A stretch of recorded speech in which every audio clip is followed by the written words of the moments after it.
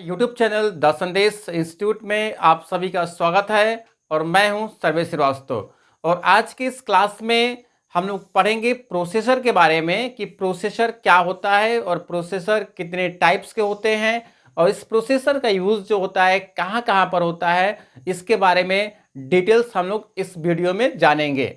सो चलिए क्लास को स्टार्ट करते हैं। और क्लास को स्टार्ट करने से पहले आपको हम बता दें कि यदि आप हमारे चैनल पर आप नए हैं तो आप हमारे चैनल को जो है आप सब्सक्राइब कर लीजिए। उसके बगल में बेल आइकन दिया गया है, उसको भी आप प्रेस कर लीजिए ताकि जो है उसका नोटिफिकेशन सबसे पहले आपको मिले। सो चलिए क्लास को स्टार्ट करते हैं। यहाँ पर देखेंगे प्रोसेसर के बारे में जो है यहाँ पर दिया गया है कि प्रोसेसर क्या होता है। देखेंगे प्रोसेसर जो है, प्रोसेसर को हम लोग जो है यहाँ पर प्रोसेसिंग से होता है, प्रोसेसिंग से होता है।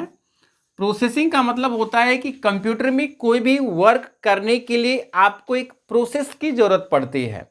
यानी कि यदि किसी भी कंप्यूटर में हम क्या करते हैं, कोई कमांड देते हैं वर्क करने के लिए, तो उसको क्या होता है, एक प्रोसेस की जरूरत पड़ती है। बिना प्रोसेस का वह रिजल्ट आपको नहीं दे पाएगा। जैसे मान लीजिए कि आपने यहाँ पर किसी भी इंफॉर्मेशन को आपने इनपुट कर दिया, इसके बाद यहाँ पर आपको आउटपुट उसका लेना है, देख रहे हैं ना।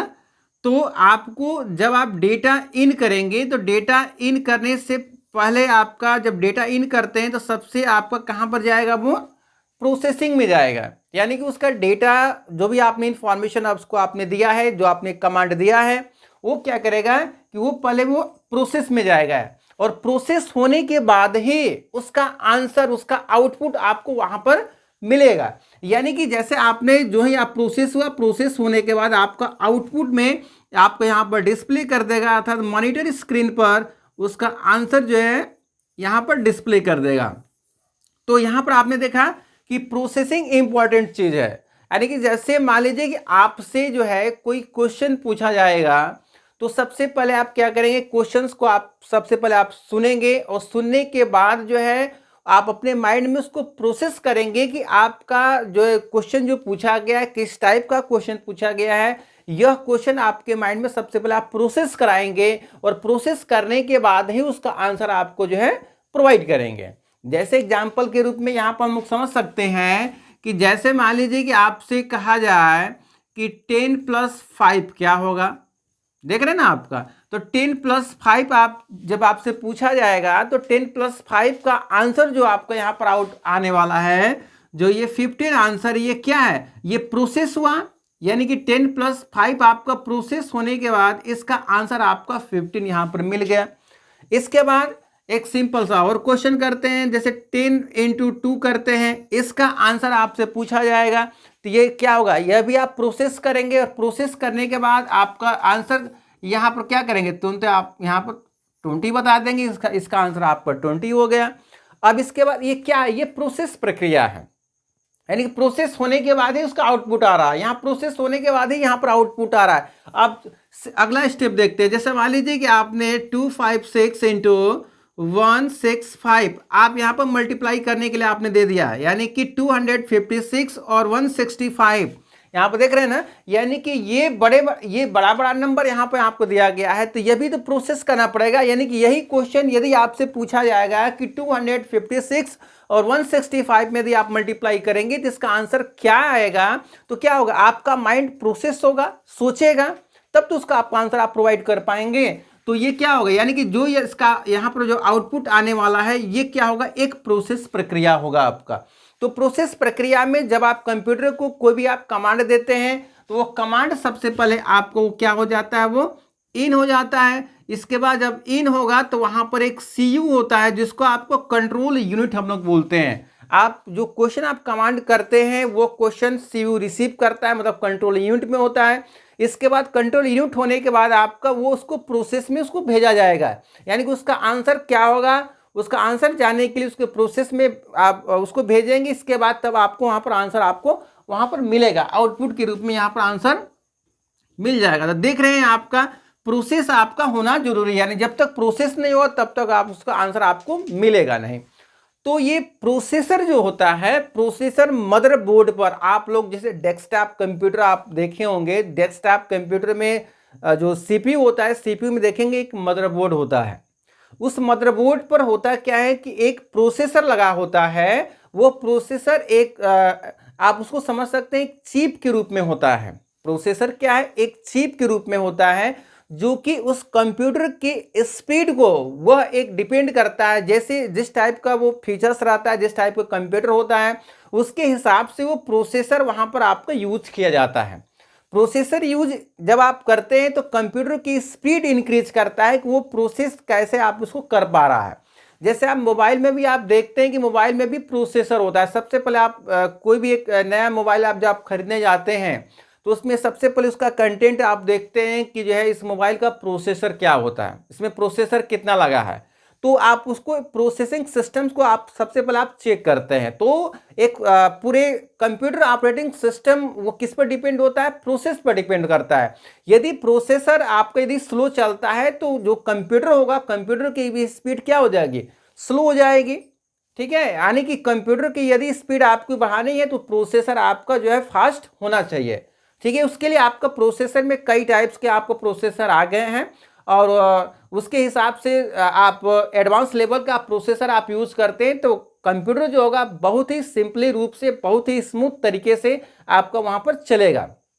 तो आपको हम बताएंगे कि आपको इसमें कौन कौन से वहाँ पर जो प्रोसेसर यूज होता है इसके बारे में आप जो हम आपको बताएंगे। और जैसा कि आपने अभी देखा कि जो मोबाइल फ़ोन में भी आपका प्रोसेसर यूज होता है, इसके बाद कंप्यूटर में जो डेस्कटॉप कंप्यूटर है उसमें आपका प्रोसेसर यूज होता है, लैपटॉप कंप्यूटर आप यूज़ करते हैं उसमें भी आपका प्रोसेसर आपका यूज किया जाता है। जब तक प्रोसेसर नहीं रहेगा तब तक आपका कंप्यूटर का कोई भी फंक्शन आपको वर्क नहीं करने वाला है। आप देखेंगे कि प्रोसेसर जो मदरबोर्ड पर जो प्रोसेसर जो लगा होता है उस पर एक फैन लगा होता है। ठीक है, एक फैन लगा होता है। वो फैन का जो वर्क यही होता है कि जब तक वो मतलब कि कंप्यूटर जब स्टार्ट हो जाएगा तो वो फैन जो है उसका स्टार्ट हो जाएगा, मतलब प्रोसेसर उसको फैन बोलते हैं। प्रोसेसर फैन का जो काम क्या होता है कि जब वो प्रोसेस करता है तो प्रोसेसर को चिप को क्या करता है कि कूल करने के लिए, मतलब ठंडा करने के लिए उसमें स्पेशली वो एक फैन वहां पर लगा होता है जो कि वो उसको हीट नहीं करेगा। जब आपका प्रोसेसर जब हीट हो जाएगा तो जो सिस्टम जो होगा कंप्यूटर आपका हैंग करने लगता है। ठीक है, जब आपका हैंग करने लगेगा यहाँ तक कि ऑपरेटिंग सिस्टम स्टॉप हो जाएगा। कोई भी फंक्शंस पर जब आप क्लिक करते हैं कोई भी फंक्शन आपको वहां पर काम नहीं करेगा। क्यों नहीं करेगा, क्योंकि जो है उसकी प्रोसेसिंग जो है, जो उसका प्रोसेसर है वो हीट हो चुका है। तो वो हिट न हो उसके लिए किसका हम यूज करते हैं, प्रोसेसर का यूज, उसमें प्रोसेसर फैन का हम लोग यूज करते हैं। तो प्रोसेसर फैन का जो काम होता है वो उसके कूलिंग करता है, मतलब उसको ठंडा रखने का काम करता है। जैसे एग्जांपल में आप समझ सकते हैं कि जैसे मान लीजिए कि आप अपने कमरे में जो है आप यदि फैन चला रहे हैं, ठीक है, कमरे में यदि आपका फैन चल रहा है तो क्या होगा, आप वहां पर जो है कूल समझ में आपको आएगा कि नहीं, हाँ हमें कोई प्रॉब्लम नहीं रहे, हमें जो है आपको गर्मी की फीलिंग नहीं आ रही है। लेकिन जब आप फैन बंद कर दिया जाएगा तो क्या होगा, वहां पर हीटिंग स्टार्ट हो जाएगी। जब हीटिंग हो जाएगा तो सेम प्रक्रिया यहाँ पर भी वही कंडीशन है। जब प्रोसेसर फैन जो बंद हो जाएगा तो आपको अपने आप प्रोसेसर हीट हो जाएगा। जब प्रोसेसर हीट हो जाएगा तो यहाँ तो जो उसका जो प्रोसेस प्रक्रिया है, यानी कि जो कंप्यूटर का जो प्रोसेस प्रक्रिया, यानी कि सिंपली आप उसको कह सकते हैं कि जो उसकी जो ऑपरेटिंग सिस्टम है वो स्लो हो जाएगी, मतलब कि एक तरफ से वो सिस्टम हैंग करने लगेगा। तो आपको प्रोसेसर की बहुत ही इंपॉर्टेंस होती है। और प्रोसेसर को इंपॉर्टेंट इसलिए इसको माना गया है क्योंकि कंप्यूटर में जो होता है सारे वर्क जो है प्रोसेसर पर ही आपको डिपेंड किया गया है। जब तक प्रोसेसर नहीं रहेगा तब तक कंप्यूटर में कोई भी काम हम लोग वर्क नहीं कर पाएंगे। इसके बाद हम नेक्स्ट टॉपिक पर आपको लेकर चलते हैं और यहां पर देखेंगे टाइप ऑफ प्रोसेसर के बारे में आपको दिया गया। टाइप ऑफ प्रोसेसर, जैसे हमने आपको बताया कि प्रोसेसर इंपॉर्टेंट है। अब प्रोसेसर के कुछ टाइप्स यहां पर आपको दिए गए हैं। जैसे आप यहां पर देखेंगे सबसे पहले जो है, यानी कि आपको बता दें कि 1993 में इसका प्रोसेसर का जो यूज किया गया था, आपका 1993 में जो है प्रोसेसर यूज किया गया था। प्रोसेसर एज लाइक समझ सकते हैं चिप के रूप में आपका, ठीक है, यानी प्रोसेसर क्या है, एक चिप के रूप में वर्क करता है जो कि कंप्यूटर के द्वारा जो भी आप कमांड देते हैं वह कमांड इनपुट होता है और इनपुट होने के बाद वह प्रोसेस होगा। उस चिप के थ्रू प्रोसेस होगा, प्रोसेस होने के बाद आपको आंसर वहां पर आपको जो है मिलेगा। तो ये आपके यहाँ पर जो है 1993 में जो प्रोसेसर का यूज किया गया था, जिसमें यहाँ पर देखेंगे कि सबसे पहले आपका पेंटियम 2 प्रोसेसर का यूज किया गया है। इसके बाद यहाँ पर सेलेरॉन आप देखेंगे, यहाँ पर सेलेरॉन जो है आपका प्रोसेसर यूज किया जा रहा है। इसके बाद फिर पेंटियम 3, पेंटियम 4 ये यूज किया गया। यहाँ पर देख रहे हैं कि कई टाइप्स के यहाँ पर जो है प्रोसेसर दिए गए हैं।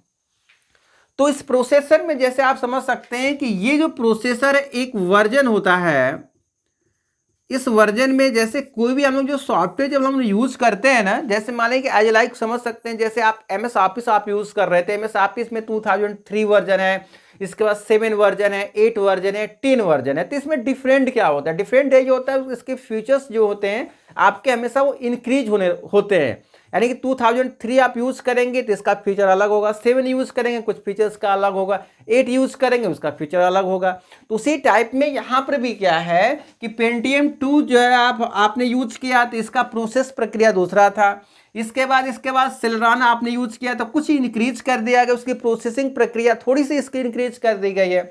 इसके बाद फिर पेंटियम 3 का नंबर आया, फिर पेंटियम 4 आप यूज कर रहे थे उसमें आपका, और इसके बाद फिर एडवांस लेवल में आपका डुअल कोर आ गया, है ना। इसके बाद डुअल कोर की जब आया तो आप देखेंगे कि थोड़ी सी स्पीड और उसकी कंप्यूटर की आपकी स्पीड और बढ़ गई आपकी, ठीक है।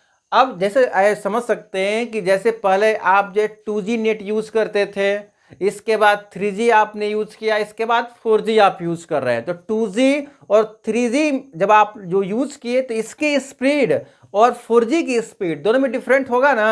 तो उसी टाइप में यहाँ पर भी आपको जो दिया गया है कि पेंटियम 3, पेंटियम 4 जो होता है इसकी स्पीड जो प्रोसेस अलग है। इसके बाद यहाँ पर आपने देखा कि डुअल कोर यूज किया गया है। इसके बाद डुअल कोर के बाद फिर नंबर आ जाता है कोर 2 डुअल का, इसका और एडवांस लेवल आपका इंक्रीज हो गया। इसके बाद फिर यहाँ पर कोर 2 ऑक्टा यूज किया गया है और उसके प्लस पॉइंट में यूज किया गया है कि और उसके एडवांस लेवल के जो है यहाँ पर चिप यूज किया गया है। अब इसके बाद करंट टाइम में जो आप देख रहे हैं कोर i3 यूज हो रहा है, कोर i5 यूज किया जा रहा है, कोर i7 यूज किया जा रहा है। जो आप यहां पर देख रहे हैं 3 है, 5 है, 7 है, ये ऑड नंबर में आता है। 7 के बाद आपका i9 हो जाएगा, i11 हो जाएगा, ठीक है। लेकिन आपका यहां पर कोर i7 जो है, यानी कि आप कहा जाए कि प्रोसेसर कौन सा बेस्ट है, तो क्या उसका आंसर होगा कि कोर i7, क्योंकि ये एडवांस लेवल का जो है ये चिप है जो कि कंप्यूटर में बहुत ही एडवांस लेवल से आपको वो काम करता है। यानी कि कोई भी काम यदि आपको काम करना हुआ कंप्यूटर पर, तो यदि आपके सिस्टम में कोर i7 प्रोसेसर यदि लगा है तो आपका कंप्यूटर बहुत ही स्मूथ तरीके से और फाइन जो है कंप्यूटर ऑपरेट होगा आपका, उसमें कोई भी आपकी जो हैंगिंग प्रॉब्लम नहीं आएगी और ऑपरेटिंग सिस्टम भी बहुत सही से आपका यूज होगा, उसकी प्रोसेस प्रक्रिया भी बहुत फास्टली आपके तरीके से काम होगा। तो आप लोगों ने देखा कि ये प्रोसेसर जो होता है कहाँ कहाँ पर आपका जो है ये इस यूज होता है और इसका यूज करने का तरीका क्या होता है, कितने टाइप्स के होते हैं, और ये सब सारे पॉइंट्स जो है इस टॉपिक पर आप लोगों ने ये सब समझा। और आई होप जो है ये सब सारे पॉइंट्स आप सभी को क्लियर हो गए होंगे। यदि आपको प्रोसेसर से रिलेटेड यदि कोई क्वेश्चन, यदि कोई डाउट होता है तो आप कमेंट बॉक्स में जाकर जो है आप हमसे जो क्वेश्चन पूछ सकते हैं। अब यदि आप हमारे चैनल पर आप नए हैं तो आप हमारे चैनल को जो आप जरूर सब्सक्राइब कर लीजिए, ताकि इसी तरह की इंटरेस्टिंग वीडियोज जो है आपको हमेशा लगातार आपको मिलती रहेगी। अब हम मिलते हैं नेक्स्ट वीडियो में, तब तक के लिए जय हिंद, वंदे मातरम।